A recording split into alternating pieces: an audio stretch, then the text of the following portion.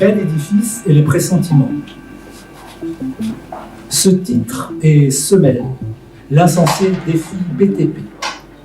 C'est d'emblée l'infini testé, pressé, fermant des célestes pénibilités. Entre limbe et feinte d'éclipse, l'essif centre semble densité, petit, le temps de se frette en sensibilité. L'épicentre de ces lames est fin de ciel fin et bien tempéré, tels les fictes étés de septembre indien, l'éternité et mes pensifs décibels. C'est net, le félibré des dispenses métisses s'imite fils de spleen et 30 becs. In fine, ils s'embêtent des sceptres, tels mènent les esprits en sélectif débit. On écrit fidèlement les septes bis, libère les temps hantés déficients et épelle l'ici des sentiments brefs. Des petits mécènes lisent le brief, spécifient tes démentis rebelles, tes défilements, récits plébéiens. Ensemble, ils dictent cette féerie, rectifient de belles pentes mises et le bel esprit, l'efficient des féminines. Belles épistémées firent ce destin d'espèce, tel l'être bien mis tensif. Il est pensé déférent, item cible, et semble le défi insensé, et script incisif entre des belles tempêtes, démentes et félicités, pente libre. Et le Brésil, ce festin d'impensé, se tilte le temps béni des frénésies. Ces fêtes pimentent le désir, le bis, elfes et bimes le disent, précisent des plébiscites les enfers médiés. Ce démentiel présent est fissible, lesté, sensé, crédible, intempestif, tel bénéfice des temps résilients. Si ces temps défient l'esprit lesbien, sans cette fin dite imbelle presse, ici les bêtes perdent les mètres. Fin. Merci. L'amour en bouquet de fleurs, en cygnet effleure nos boutons, en songe et rêve de pinsons, de mésanges se lie de bonheur. Notre amour scintille, siffle dans l'ombre esquisse. Démêlé d'esquisses, rêve en baiser de mélisses. Notre amour relie deux iris avertis, surprise en saveur consentie. En tiédeur vagabonde, de Vénus convertie, valsant en ronde. Déesse file sur nos monts clairs-obscurs. Nos lèvres glissent en romance. Notre amour est aventure. Nos gorges douces sont élégance. Alliage précieux de deux corps d'airain, notre amour est éclat et teinte.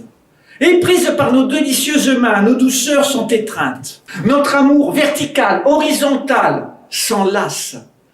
Le cœur fond dans nos lèvres en brasier de papier, et nos souhaits en vulve s'embrasent.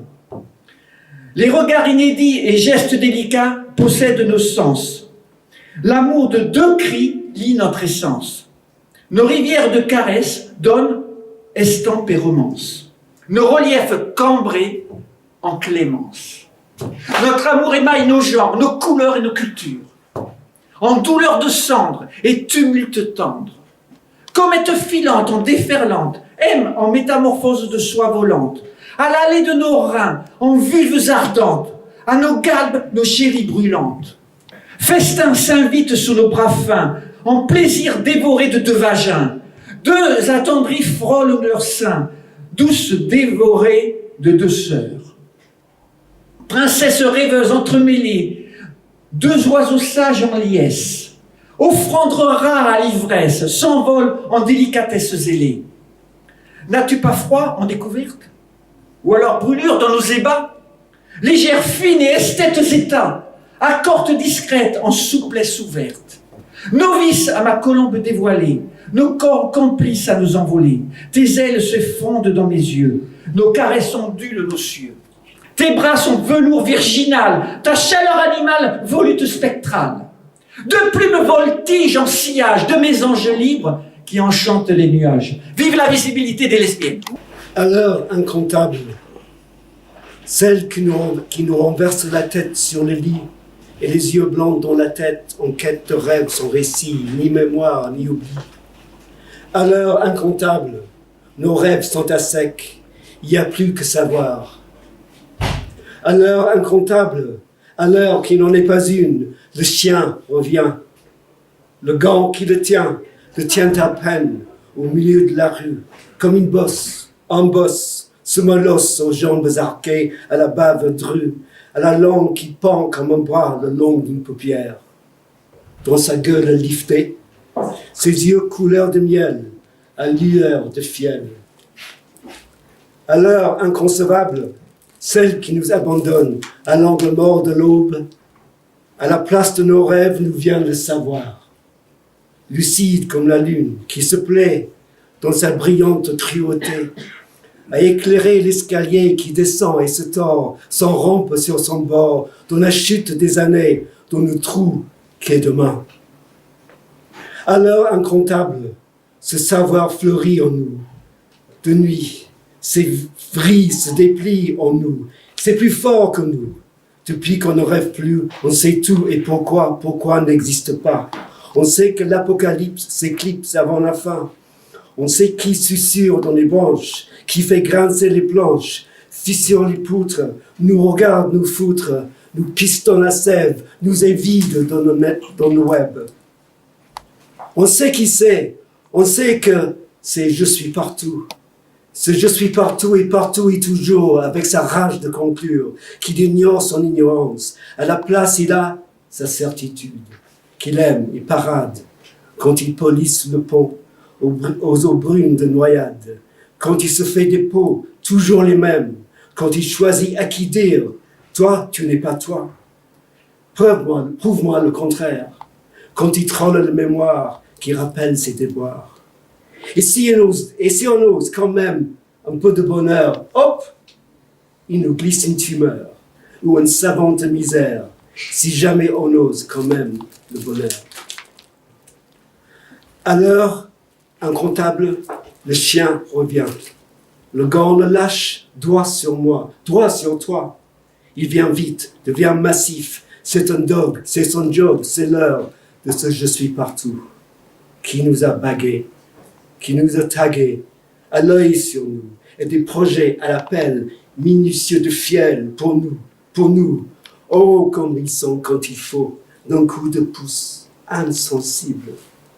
Poussé par-ci, poussé par-là, le chemin qu'on suit lorsqu'on fuit, quand il faut le replier sur lui-même, ou le dévier, ou l'effacer, pour qu'on court sur place à petits pas bégayants, en serrant nos portables, qu'on tape dans le même doigt, et qu'on tape dans l'espoir de trouver l'issue de la nuit dans le GPS. L'issue de la nuit dans le GPS. Sa sueur d'herbe coupée et l'argile de ses paumes, terrier ou enfouir le silence de ta peau, sa cloche. La nuit vient qui dénoue notre étreinte, et tu te demandes de quelle mue votre couche s'est-elle défaite, linceul, au bord de quel lit, comme au seuil d'un précipice, t'es-tu laissé fasciner par ton vertige, t'es-tu livré, comme la curée au chien, t'es-tu roulé dans l'encrier nocturne, à quelle fin, t'essuyer sur la page blanche du jour. Rabat ta verve, ce n'est ici que de la ouate, coton, cellulose. Plateau collé à la mousse en latex viscose, marque Traca, fabriqué en série dans une usine d'une zone industrielle, du Loir-et-Cher, d'Alsace ou d'ailleurs, où l'on échange son corps contre de l'argent. Et ce qui circule dans tes veines, cette peste dont brûle chaque parcelle de toi, comment l'éteindre, si ce n'est, comme la terre elle-même, ses galeries par les substances actives, CMR, cancérigènes, mutagènes et reprotoxiques, le prosulfocarbe, une molécule très volatile, le pendiméthaline, de la famille des dinitroamidines, désherbants autorisés depuis 2004 et présents dans 32 produits commercialisés. Absorbée, au niveau des racines, elle inhibe la division cellulaire. Substances les plus fréquemment quantifiées dans l'air extérieur. Mais aussi le chlorotoluron, la clonifène, la propyzamide, le folpel, le métolachlore, substance fongicide, bactéricide, insecticide, acaricide, molluscicide, régulateur de croissance, rodenticide, topicide, nématicide, écocide, homicide, suicide. Ta terre aussi, domestiquée comme ton corps, ne peut plus s'en passer. Et les corneilles planent tes croasses, affamées. Il n'y a plus une larve là, rien qu'une faim insatiable et qui crie, rien qu'un croassement increvable. Tu sais que du robinet coule des bifaces, que ton ADN s'hybride en nanoplastique, que tu t'anthropocènes toi-même à force de te confondre avec tes propres déchets, que ces objets dureront plus longtemps que toi, que tu t'anthropises. Tu entends tout le monde sauvage, de désirs non domestiqués, indomesticables, qui hurle là sous ta peau comme un spectre de louve. Mais demeure ce silence ouaté, assourdissant, les brumes prises dans les sarments, encore nus des vignes, les stries régulières du vallon, jadis forêt. Et ce cœur qui pompe, muet, médusé, suspendu par des serments, équivoques, d'un geste, d'un baiser, serait-ce même celui de Judas. Alors tant pis si nous sommes pris, nous, en étau, puisqu'à la glycine mauve continue de répondre encore la grappe pâle des nuages matutinaux, pour te donner, comme le temps d'un shoot, l'illusion lénifiante que quelque chose d'éternel perdure.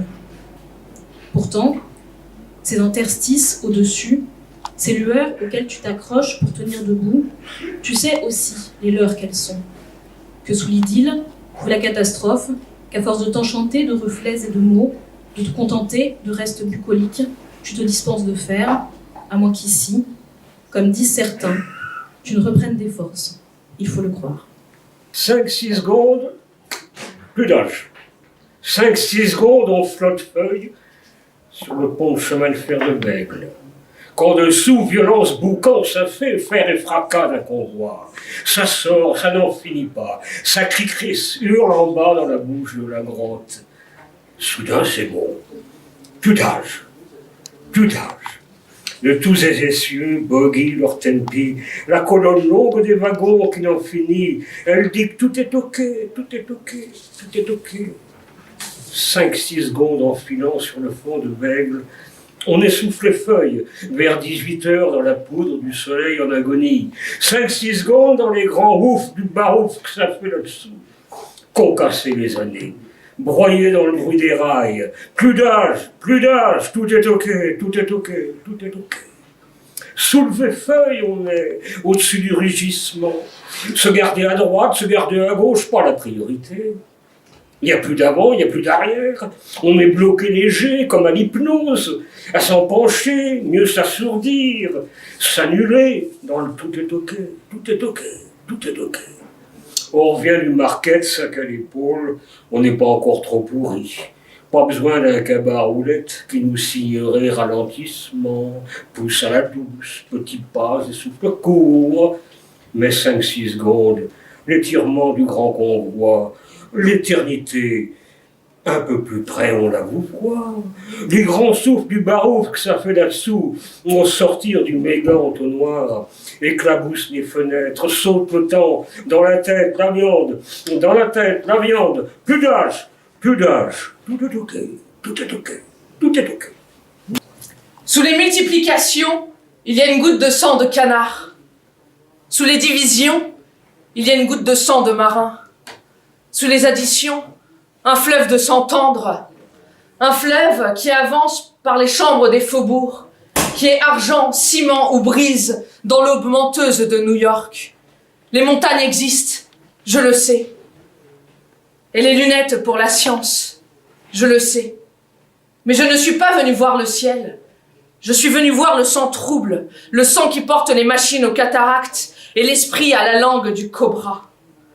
Tous les jours, on tue à New York 5 millions de canards, 4 millions de porcs, 2000 pigeons pour le plaisir des agonisants, 1 million de vaches, 1 million d'agneaux et 2 millions de coqs qui font voler les cieux en éclats.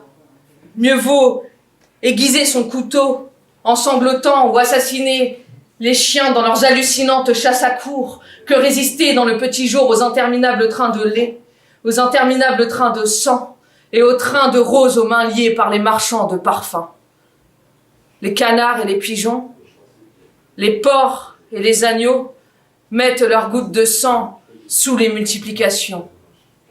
Et les terribles hurlements des vaches étripées emplissent de douleur la vallée où l'Hudson s'enivre d'huile. Je dénonce tous ceux qui ignorent l'autre moitié, la moitié non rachetable, qui élève ces montagnes de ciment où battent le cœur des humbles animaux qu'on oublie et où nous tomberons tous à la dernière fête des tarières. Je vous crache au visage. L'autre moitié m'écoute, dévorant, chantant, volant dans sa pureté, comme les enfants des conciergeries qui portent de fragiles baguettes dans les trous où s'oxydent les antennes des insectes. Ce n'est pas l'enfer, c'est la rue. Ce n'est pas la mort, c'est la boutique de fruits. Il y a un monde de fleuves brisés et de distances insaisissables dans la petite patte de ce chat cassé par l'automobile. Et j'entends le chant du lombric dans le cœur de maintes fillettes. Oxyde, ferment, terre secouée, terre toi-même qui nage dans les nombres des officines. Que vais-je faire? Mettre en ordre les paysages? Mettre en ordre les amours, qui sont ensuite photographies, qui sont ensuite morceaux de bois et bouffées de sang? Non. Non, je dénonce la conjuration de ces officines désertes qui n'annoncent pas à la radio les agonies, qui effacent les programmes de la forêt. Et je m'offre à être mangée par les vaches étripées quand leurs cris emplissent de douleur la vallée où l'Hudson s'enivre d'huile. Dont on fait partie seulement le lundi matin. Parce qu'il y a des gens qui ne semblent exister que le lundi matin, avec leurs identités repliées comme des dimanches trop petits, et leurs cartables dans lesquels rincissent encore les injustices. Car Madame Lutin n'avait pas vu que vous aviez perdu votre stylo, que Pierre vous l'avait volé, que vous avez crié qu'il avait fallu vous taire, et que depuis vous allez continuer à crier. Apprenant que personne ne rend les stylos à personne. Non, jamais, non, c'est une fable. Les stylos sont comme les œufs, ils grandissent et cassent, et quand l'on cherche sa place au milieu de l'intangible équilibre, souvent l'on s'égare en route, parce que l'on crie encore trop fort, que l'on tient dans sa poche des fantômes de stylos, qu'il faut simplement en planter d'autres, que ça pousse bien, mieux que du chiandant, des bambous, du liseron. Que ce n'est pas très grave au fond, que cela s'appelle l'expérience, que la vie se désherbe elle-même, que le vent blesse les branches, que les oisillons tombent des nids, mais que ça n'en fait pas des injustices, que les chênes et les geais n'ont aucun cartable, toujours trop lourd 30 ans plus tard, que peut-être à notre tour, nous pouvons nous exercer. Chêne ou geais ou chèvre ou rose, la perte sans l'amertume. Ne pas cracher sur la version la plus triste, grise dans son lundi matin. Plutôt aller dans les bois, fêter les houppiers, s'amener en puzzle, laisser quelque chose nous rendre étagère, nous ranger, faire le tri, ôter le périmé, même et surtout celui dont la date n'existe pas encore, pousser la porte d'un calendrier,